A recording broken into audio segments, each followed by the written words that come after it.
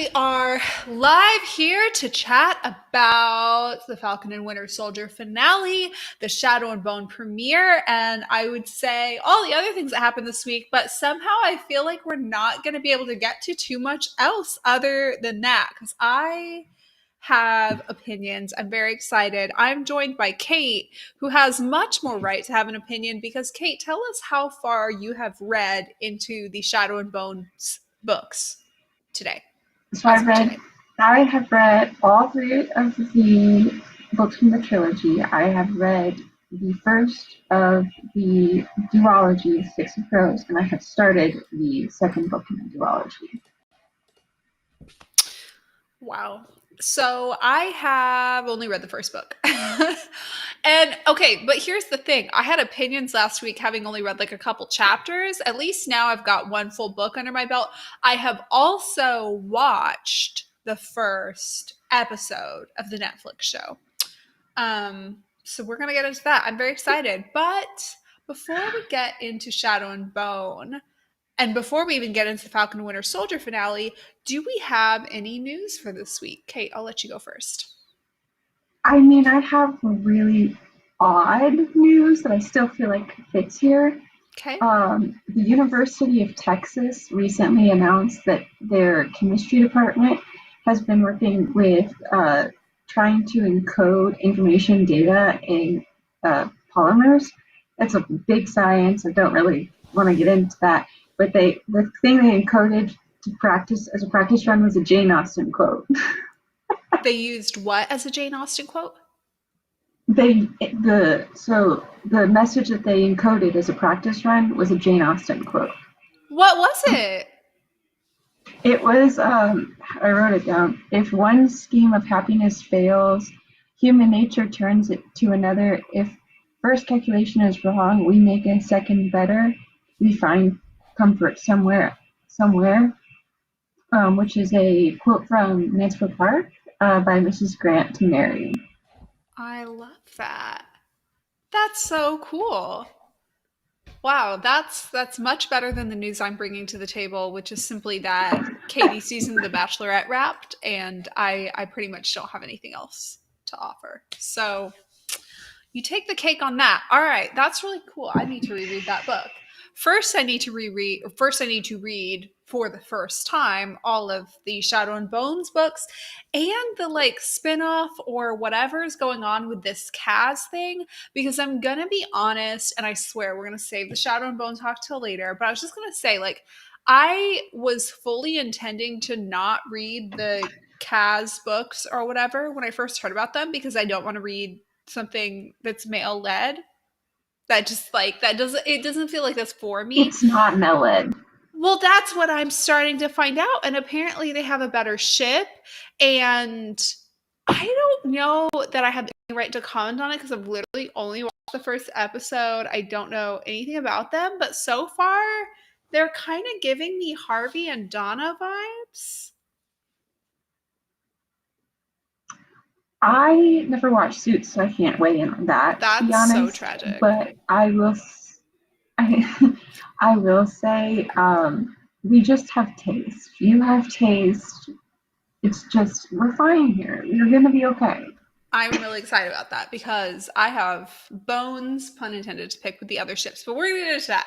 Falcon and Winter Soldier finale occurred this week. Talk to me. What are your thoughts? What do you rate it? Let's go old school. What do you rate it on a scale of 1 to 5? So I lied to you. Initially, I told you I really liked it. I'm going to rate it maybe like a 3 out of 5. A 3 out of 5? That's barely a passing score. Yeah. So, I mean, and the thing is, out of all of the episodes, I actually liked this one the most for what it was. I enjoyed the action. It was fine, and the pacing was probably the best because it was very much like the action finale, which is what Marvel does best. It's just in the grand total of the show, I have a lot of issues with how much it failed at a lot of character development, and it dropped the ball at a lot of opportunities that I felt it had so much potential. and it still failed to really convince me that it was a well written show. Mm, Um, I kept on giving it the benefit of the doubt throughout the weeks, and I'm just like, it kind of missed the mark. mm. I would give it the finale alone, I would give like a 4.25.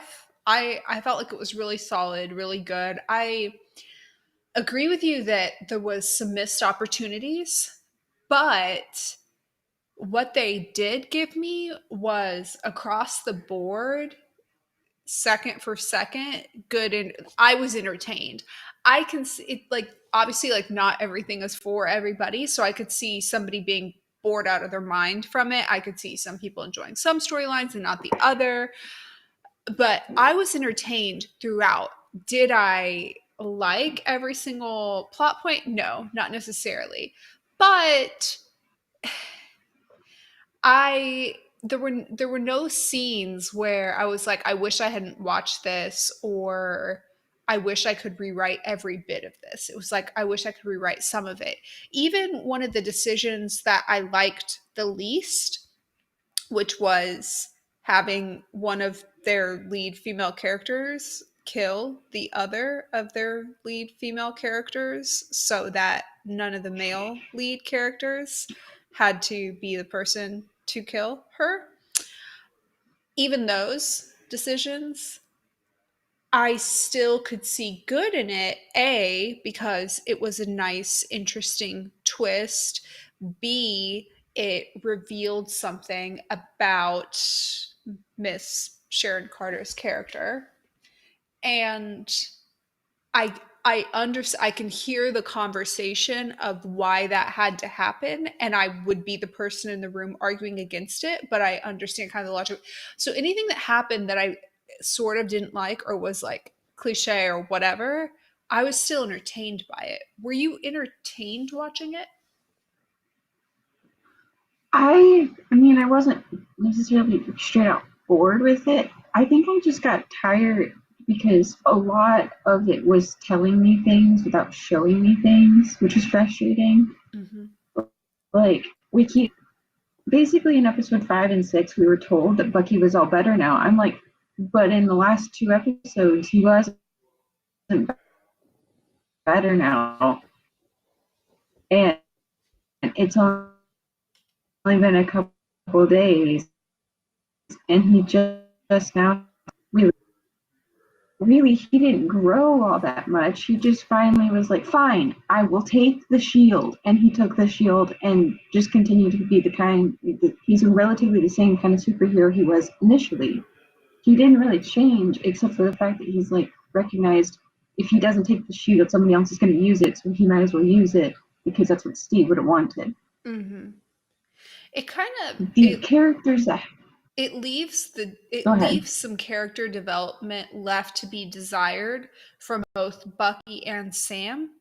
But given that this show is the glue between a movie that did not have any opportunity to get into their reaction to this, really, in terms of screen time, and what I can only presume will be more movies that will get into it, this transitioned us over and walked us through the start of awareness of their problems. I think it's kind of ironic that they even had a therapy scene in there in the entire season, as I don't feel like they made too much internal growth in any one area beyond awareness and perhaps acceptance, but not much more. However, when I'm talking about any one character not having the development or screen time that I may want for them, I will also acknowledge, like,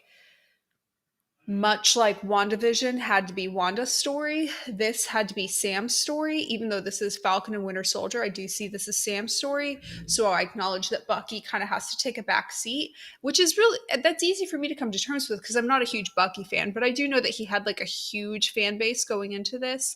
So I wonder if that may disgruntle fans at all. In the chat, Carrie says, "Good evening. I had an intriguing week of TV so far." Ooh, tell us what was intriguing.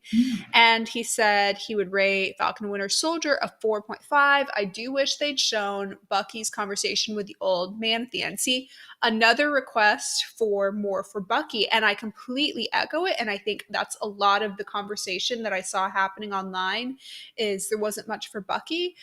But maybe I'm crazy, but I feel like even though he was a title character, he was secondary to Sam. But maybe that's what people didn't want. Maybe they wanted them to be more even and have more of this like develop together as friends. Well, and I was comfortable with Sam technically being the main character and Bucky being like the second main character, because there is an argument to be made that Bucky was already kind of started on his recovery path, and there was some amount of, I would allow them to just like have us assume that he already started working on him, like getting back to a hero state while he was in Wakanda. It's more of, I had issue with the fact that essentially there's almost, you could argue there's four main characters. So there's John, Bucky, Sam, and Carly. And you set up these two extremely complicated characters that have so much to explore. And you got kind of run full pace for 5 episodes of sending them to their worst point. And then there's no payoff.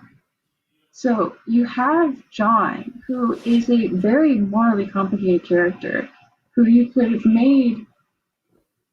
Honestly, they did this where they were like, okay, we're going to make him go past this point, and then he's going to have some reckoning point, and he's going to have to kind of be kind of like a Black Widow in a way of like trying to like fix his mistakes in later movies, which is fine. And I understand that basically the last scene was a setup for him being in later productions and him being this character to fix his mistakes. But they kind of just introduced the manager lady for him in the last episode, and she's just this mysterious figure, and we're just supposed to understand, okay, he recognizes he messed up and now he must fix things, but it's unclear if he's going to go even darker or if he is now on Team Hero and he's just like the anti-hero edgy guy that everybody's like, no dude, this way kind of thing, that like how they were having to babysit him through the fight. And then with Carly, she had so much potential of being this really morally complicated character. And like you said, I understand why for storytelling purposes they didn't have to kill her off.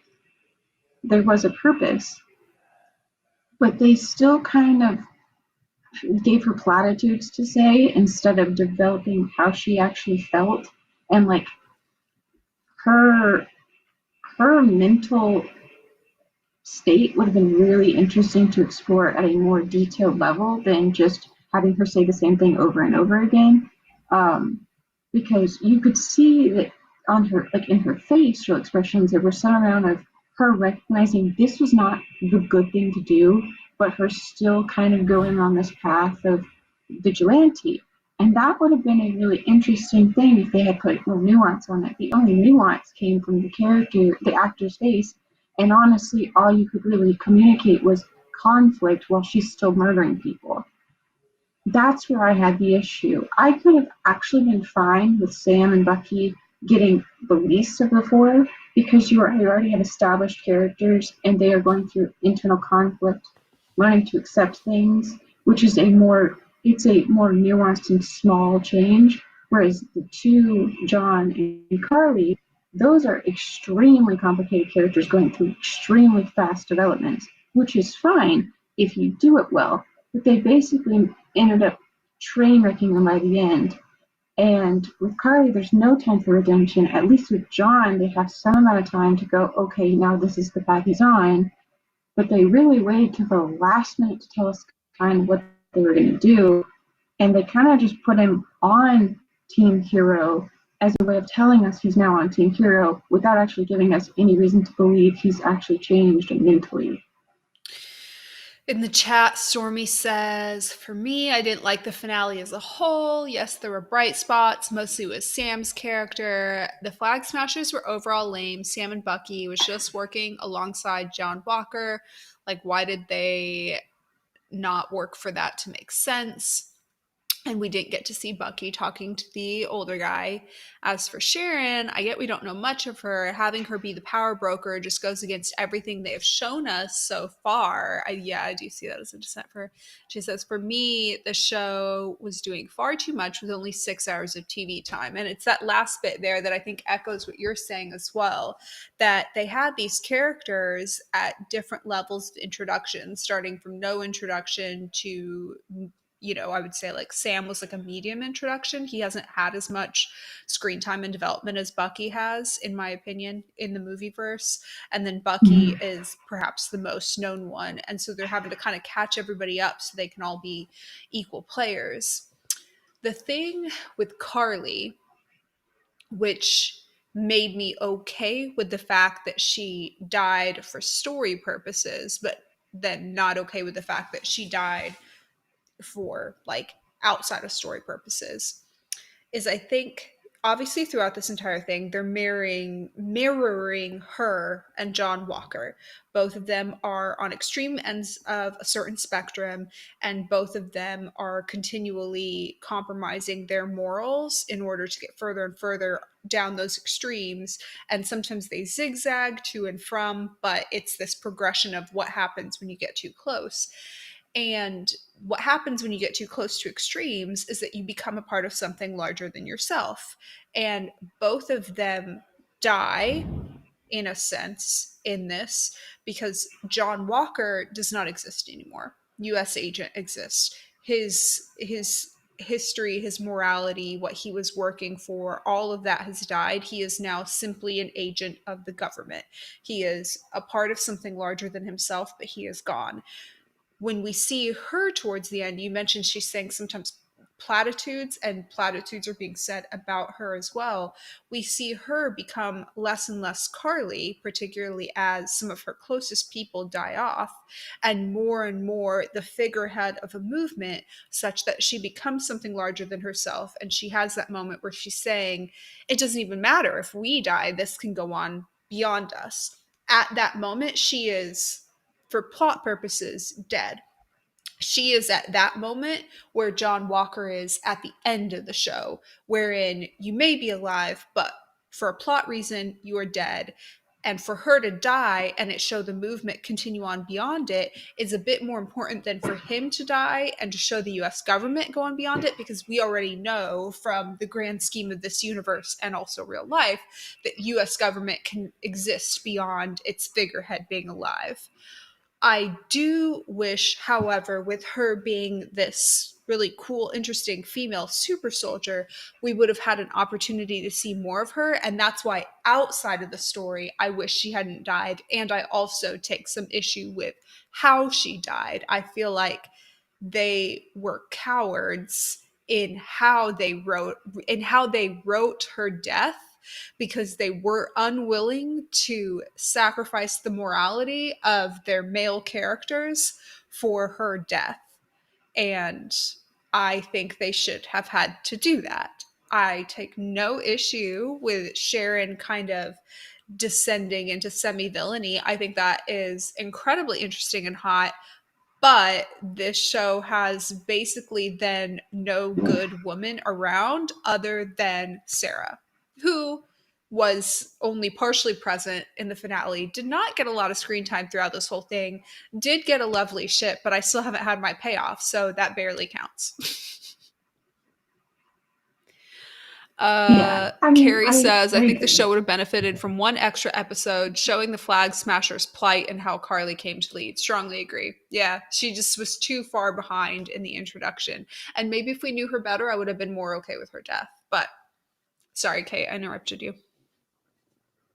No, you're fine. I really agree. I think a lot of that too comes down to they couldn't decide if these characters, John and Carly, were more they themselves were interesting characters showing what happens to a person when we enter extremes, or if they were more symbols of the extremes Mm. and the madness that comes from an extremist group. And it kind of saddled the line and it couldn't decide which one it wanted to be. And you can definitely do both, but they didn't do either well with nuance. So I think both parts of that argument fell kind of flat for me. Um, that I think that's really a big part of my issue with it was I could see where it's them being symbols of their extremes, but also them being characters showing what extremism does to you and how it corrupts you. And neither of them really did it to success for me, and that was my biggest issue, I think. Yeah, that makes sense. Did you have a favorite moment in the finale? I mean, I liked the finale, like the final scene where they're on the boat and they're like buddy copping it up. That was funny. I love that as well.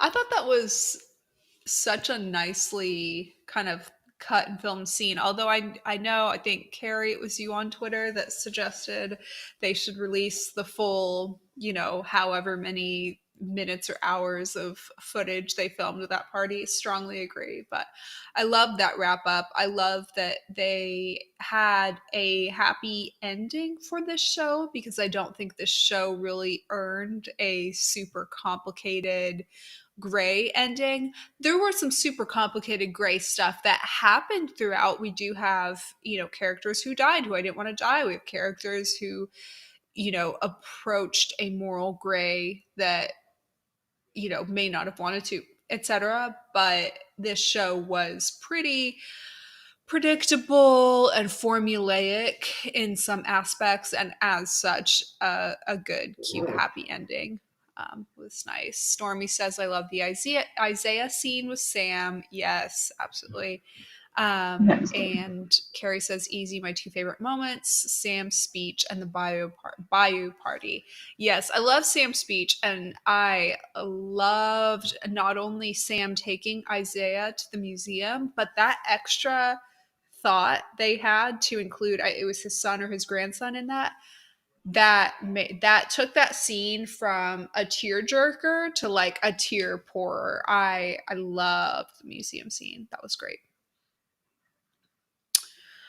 All right. Well, where do we go from here? What do you want to see next from this portion of the universe? Obviously, we're probably most excited to see more of a couple other Marvel characters going forward in here. We might be slightly attached to Wanda, but of these characters, I'm pretty excited to see Bucky and Sarah, and I'm pretty excited to see Sam as Captain America. That's so cliche, but they successfully got me on board with that cliche.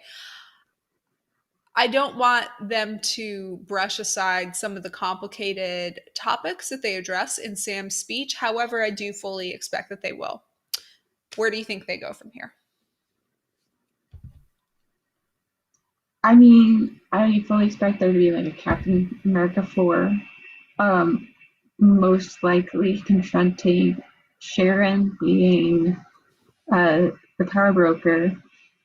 Uh, which with that, I kind of am on the fence. Like, I think it's because I was more of a fan of Peggy Carter than Sharon, obvious reasons.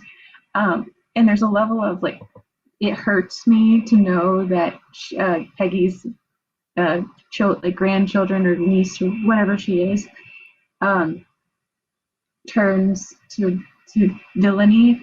But I also think it's a opportunity to really do some interesting character work Mm-hmm. because she was so established as being so loyal to Shield and the movement for good with Steve, where it would be very interesting to kind of get a lot more flashbacks and see how she fell and how complicated, like if that's more because she wants to do good on the outside of government or if she just wants to tear down the government, what how that has actually kind of fallen out.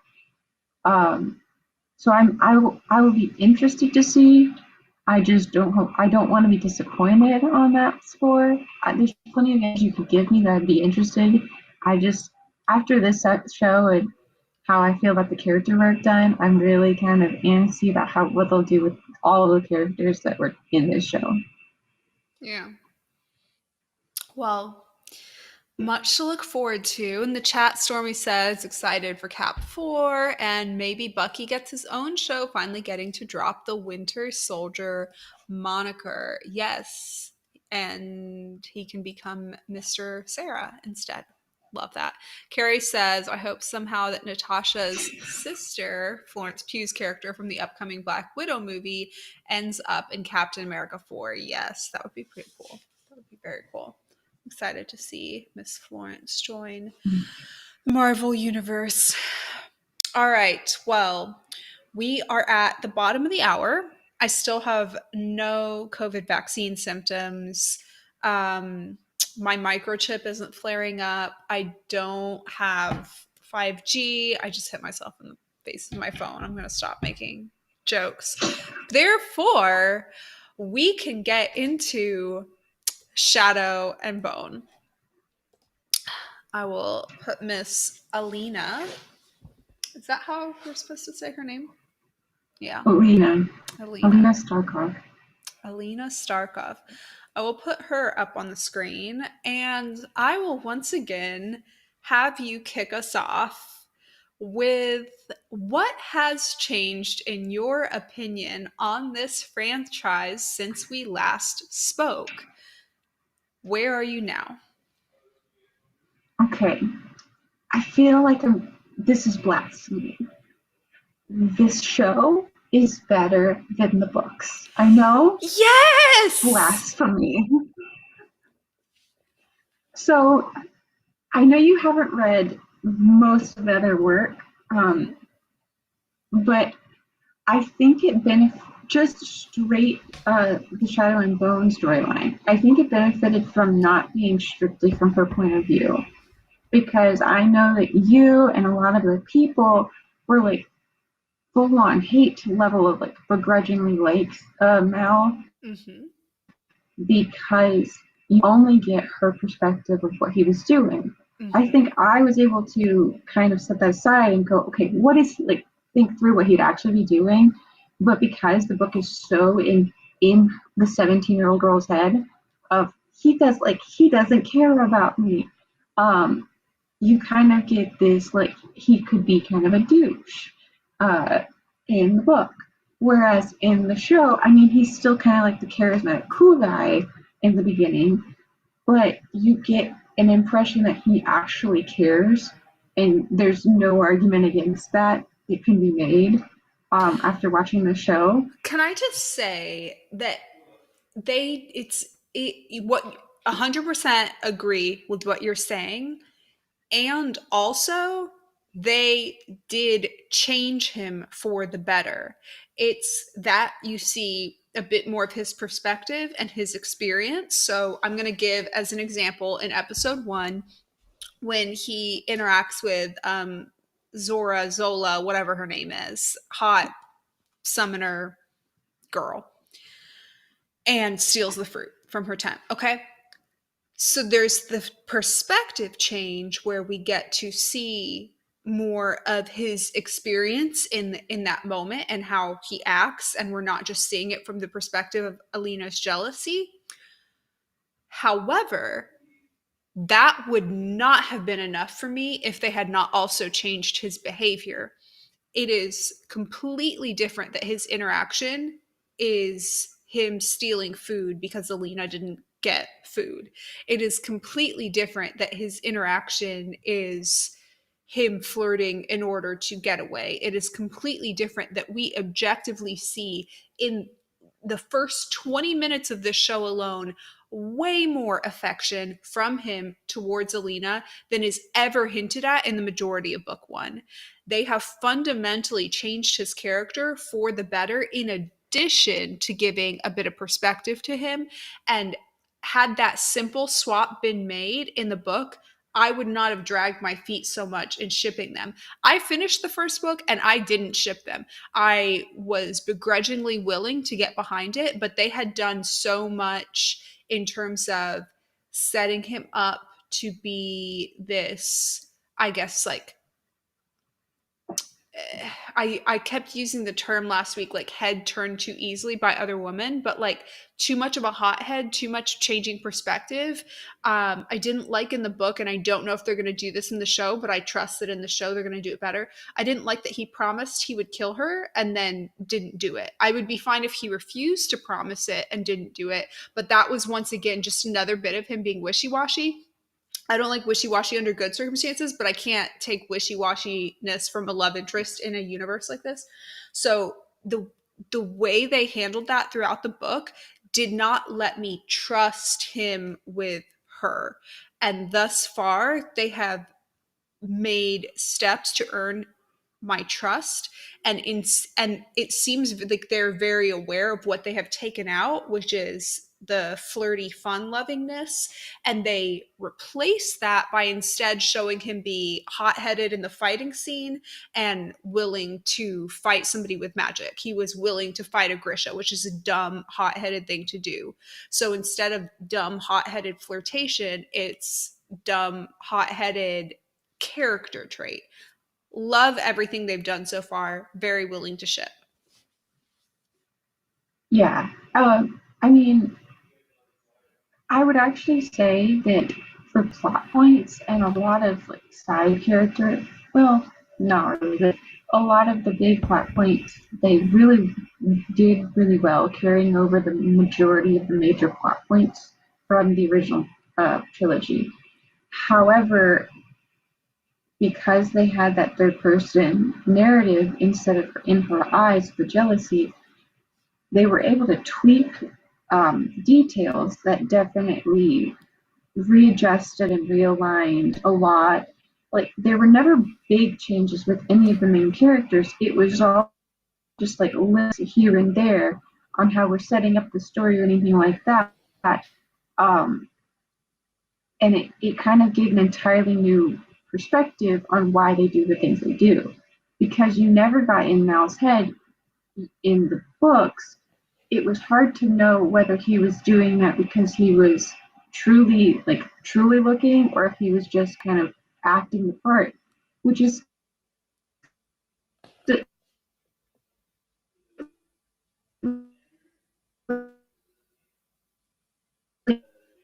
it's still the part. He's not can't lie because he wants to be a good friend to her, kind of thing throughout the whole thing. And it's on Alina, because with book one, she has a really big problem with being completely passive. Now, based on the plot, she doesn't have many opportunities to not be passive, to choose to be active in her own story.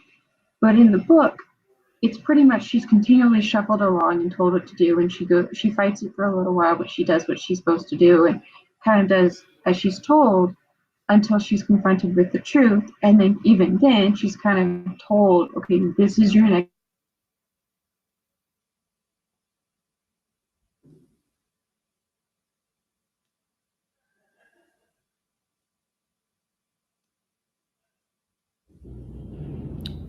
Kate, you fully cut out for me. I cannot hear anything you're saying. I don't know if anybody else can hear what Kate's saying. Kate, hello.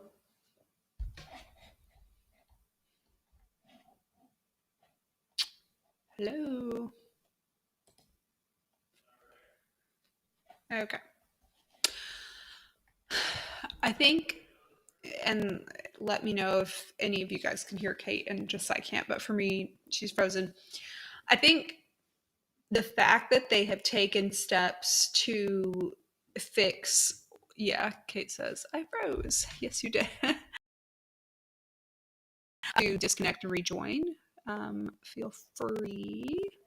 I will go ahead and throw this up there for the time being, and when you rejoin, let me know. I think the thing that I find positive about them fixing Alina and Mal goes beyond just them fixing Alina and Mal. I get two things from that. One is they're willing to fix and change things from the book at all, which is positive because I think it can only make it better. I am a strong believer that if you have put something out there and received um, reader response, not reader feedback, reader response, you see how people respond to what you have written and what they've enjoyed. Again, not feedback. You've had the chance to see how they respond. I think that response can only make you a better writer, storyteller, etc. So the fact that we get to see this story fall, even if it's in the hands of different screenwriters, etc., we get to see it following reader response is a huge great opportunity for improvement, and I'm really excited to see what else they improve. I do worry, having only seen the first episode but having read the first book, that we're not just going to see her and Mal fixed, but we are also perhaps going to see her and the Darkling fixed, and that I might end up in a flaky situation where I kind of like both, because there were multiple points in book one where I actually really did like her and the Darkling. Again, like, there are some character traits of his in the book that I just can't get behind. The fact that he is melodramatic, the fact that he enjoys attention, the fact that he is kind of has high showmanship, that kind of gets under my skin. I don't like that for her. I do not like those traits for somebody like her, because I feel like he would constantly be stealing her spotlight. It's not the fact that he's bad, it's the fact that that makes him a bad match for her, and it makes Mal then a better match for her, because Mal is not an attention seeker, spotlight, etc. type of person. Kate says no in the chat. Are you saying no to the fact that I don't like her in the Darkling? Do you like her in the Darkling now? Help me out. Rejoin the show. I ask for so little. I'm going to start spreading pro-Darkling propaganda or anti-Darkling propaganda. I don't actually know where your stance on this is now. Okay, anyways. There were multiple things that would need to be fixed, but if they're fixing Mal, they may also fix him. So that's just kind of my concern, is we might get to another position where we're torn between them. But just based on, and I've read the first couple chapters of book two as well, just based on how they've written him thus far and the introduction in book two, I get the sense that the author is not the kind of person who would write her darling, her heroine, with a villain and like really get into it and really enjoy it. You know, when you can tell when authors, screenwriters, etc. really like a certain character or really like a certain pairing, and they put like love and joy and all the best stuff into them. I do not get the sense that she really enjoys like, she's created a love triangle successfully, I suppose, to an extent, but you can tell that she likes writing Alina and Mal. Alina and Mal get some really like funny banter. They get some very sweet moments. They get a lot of additional little touches that her and the Darkling don't get. They get more tropes, the forced to share, you know, like all that kind of stuff that her and the Darkling don't get. There's moments with her and the Darkling when a very good example is when he calls her to essentially to his office after like a week of training or whatever, basically to check up on her. And you have this moment that could be quite tropey and have some like funny banter back and forth, and that moment is instead used as an opportunity for him to ask her about Mal, and it's reinforcing the fact that she has feelings about Mal. So that's what I'm saying, like, I can tell that the author wants a certain point of her triangle to work and does not enjoy writing romantic moments between the other and will do everything in her power to make romantic moments between the other about Alina and Mal. Therefore, like, I'm not going to fight that, because I feel like if she wrote some sort of version of this that was more Alina and the Darkling, she would not be enjoying herself in doing so. So what would be the point? Like, I will enjoy things most when I know that the author is enjoying what they're writing. So even though I love a good hero villain pairing, I'm not going to get a good hero villain pairing from an author that does not love a good villain and a good hero villain pairing. And it's what's ironic is in the afterword, the thank you part of the first book, which I actually like kind of like was glancing through and reading, she had a sentence in there where she said, "Thank you to so and so who supports my love of villains." And it actually caught me off guard. And that was the moment where I was like, I got the distinct impression throughout this that she didn't really love writing villains. Like, she made him pretty villainy, and she added little things that make you dislike him, not just see him as a villain. If you were just writing him as a villain, you just write him bad, but you wouldn't necessarily write character traits about him that make him like an unlikable person. The fact that he is kind of drooling with joy in killing the like elk thing, the fact that he killed the elk makes him a villain. The fact that he's like drooling with joy over it and is just so happy to like lord this over somebody is the kind of irritating characteristic that makes you dislike a character. The fact that she would put that in means she's not going to write him as the object of somebody's love, anybody's love, in my opinion. Kate in the chat says, spoiler, it becomes a love square. Well, then hop back on the show and tell me about it. I'm waiting for you to show up in my little invited feeds. Also, Carrie and Stormy, if you ever want to join in, feel free to as well. Kate says, I think she likes writing dark characters, but she doesn't like the light, dark romances. Maybe so, but even if you're writing a dark, like, even if you like writing a dark character, like, he's supposed to be a very charming person. We have a scene where Jenya, or whatever her name is talking to Alina, and she says, you know, we all feel it. We all feel this pull to him. We all feel like essentially like how charming he is and how easy it is to fall in love with him.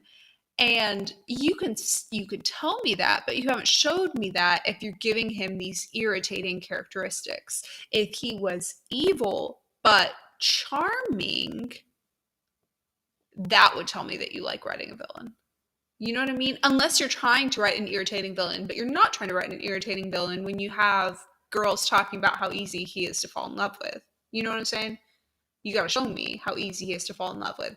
It's not easy to fall in love with somebody who's like an attention-seeking asshole who, you know, like, there were a few rewrites to his character that could have, in my opinion, made him charming. He doesn't have to be, but you're telling me that you want him to be. That was my little issue with him, and that was ultimately the thing that prevented me from shipping him and Alina, when otherwise I kind of would as like a guilty pleasure ship, and I may if the show adapts that a bit. Kate says, my computer froze. Join via mobile.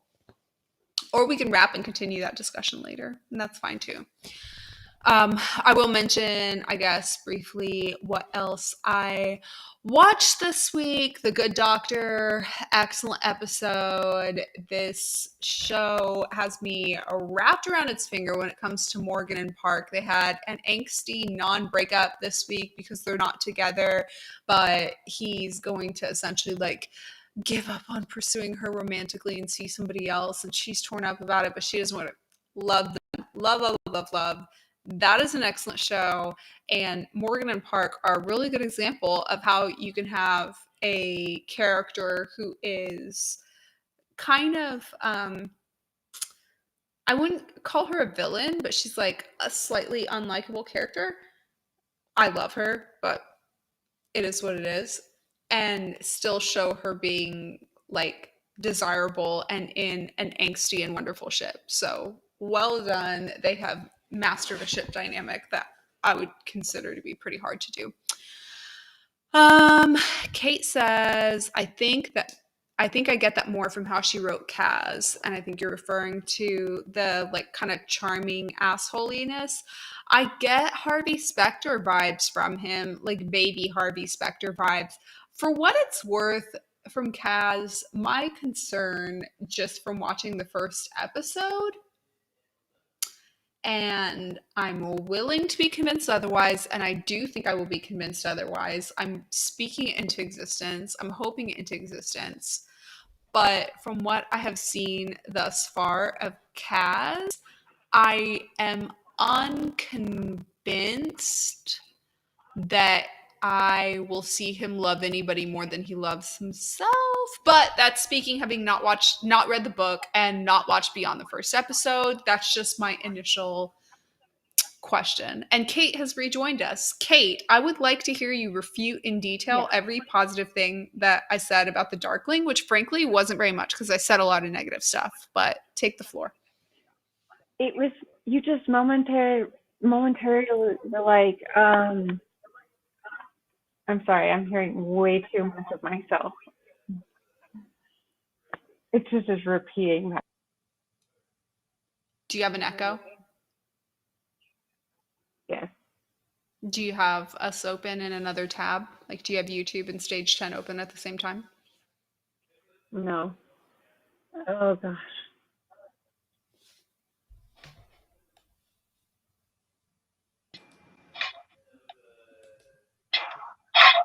Oh no. Oh, now I'm hearing an echo. Okay, we'll just deal with the echo. Okay. Um, I did not like that you said that there was potential for her to get with the Darkling. But there In a is. good way. I guess because I've watched the whole series, I just know better. I don't know. I I I get where you're coming from, and I will confirm that I think her contributions to the writing of the show is very evident, but it's also evident that they improved a lot of the mistakes that were there in before translating it. I also think that including the people from the Six of Crows storyline gave them an opportunity to kind of spread that charisma that's so present in that book around on all the other characters. Because I wouldn't necessarily say that she wrote a charismatic character in The Darkling, but I think all the other characters got a polish kind of put onto them that was so prevalent in the Sixth Pro book that was not there in the Darkling or the Grisha trilogy. Mm. So, talk to me about the order in which I should read the books then, given what you're saying and given the direction that the Netflix show has gone. Should I go directly from book one of Alina's trilogy to book one of Kaz's trilogy? So if I had wanted to only read on the material that they were going to talk about in the show before, I would have read the first book in the trilogy and the first book of the duology. I Now that you've already started, you might as well just go ahead and finish the trilogy. But essentially the whole like the Six of Crows, so the Kaz and Nej and Jesper storyline, um, it's not actually what's discussed in the book really. There's scenes, particularly scenes and characters that I don't think you've actually met yet in the show, um,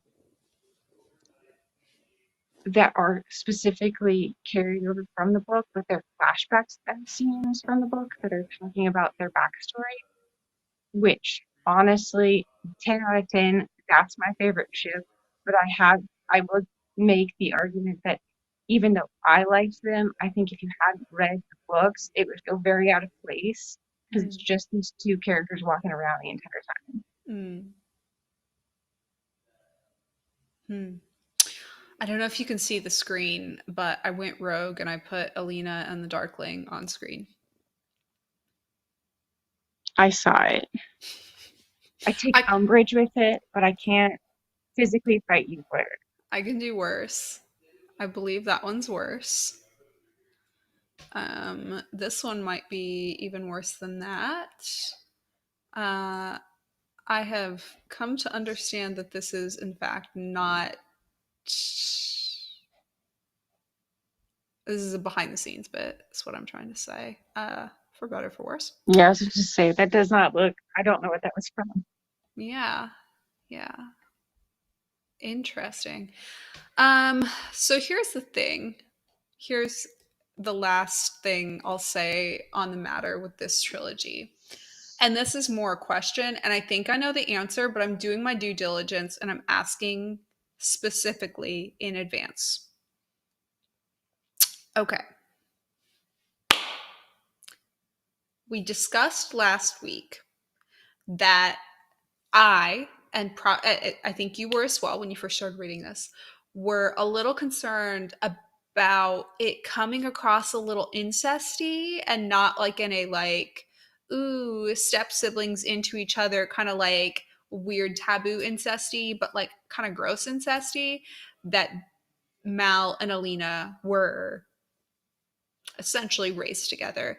And we were kind of able to get around that. The show has kind of gotten around that and has thoroughly tried to convince us that they have always felt romantically towards each other despite their young age.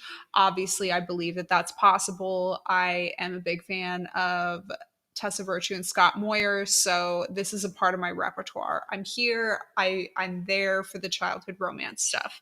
However, I have only read the first book. I know there's a lot yet still to be revealed. And when I saw the particular casting picture that is currently on screen, it did occur to me that she and Mal look like siblings. So I am doing my due diligence and asking, am I going to be blindsided by some kind of incest reveal later in this trilogy? I will go ahead and tell you no, you don't have to worry about that. Okay. We are on the right side of history with that particular thing. Okay. If somebody were to make an argument that they were raised like siblings and that's a reason to argue against the romance, I feel like that's a valid argument, Mm-hmm. but it's not ever revealed as being an issue. It's an issue. It is an active issue in me shipping them. And I say that as somebody who does find, like within reason, I do find some childhood sweetheart stories to be cute. I am okay with like we watched The Fosters and there were some, I guess, like adopted siblings or whatever, no biological relation at all, who were like, they didn't meet until they were like 16 or above, who kind of had a little, thing, and that was kind of cute. There's like a Disney show I always liked where it was like step siblings. So there can be little bits if they're like meeting later in life and it's not like young or whatever, where I'm like, okay, it's fine. They were raised in the same orphanage, but they didn't actually like meet until they were preteens or something like that. This one kind of, it's just a little young. Some of the scenes show them being very much like, I want to say like codependent, very young.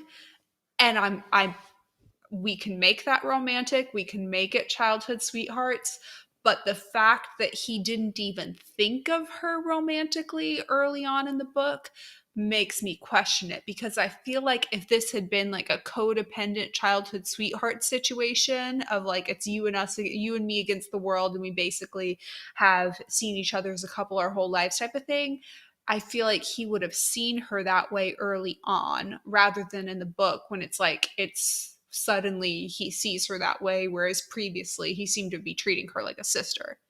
Because that's how guys treat a sister, like talking about your crushes and stuff in front of like this girl that you've grown up with. That's very much sister, cousin, neighbor kid who you see as a brother or sister. That's the Western mark effect. So I don't know. Maybe the show will fix that, but that is an active barrier to me shipping them presently. I I get that, and I actually think I had a bigger issue with that with the books than the show. Hmm. I think because they had um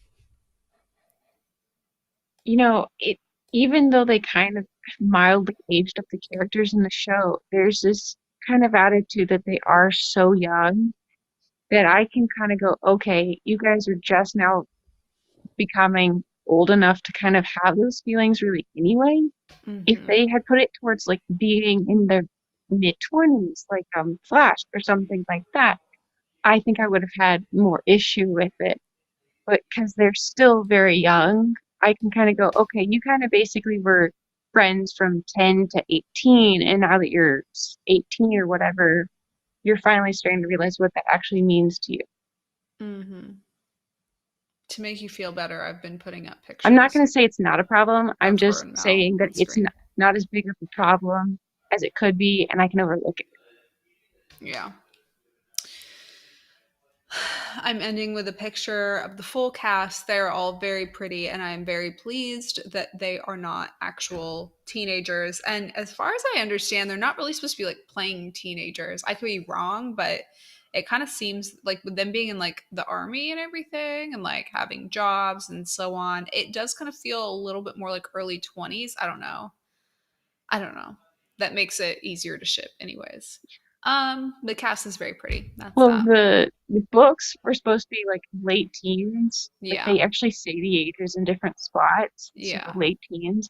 But there's kind of this unspoken thing in the show where they're all aged up a little bit. Okay.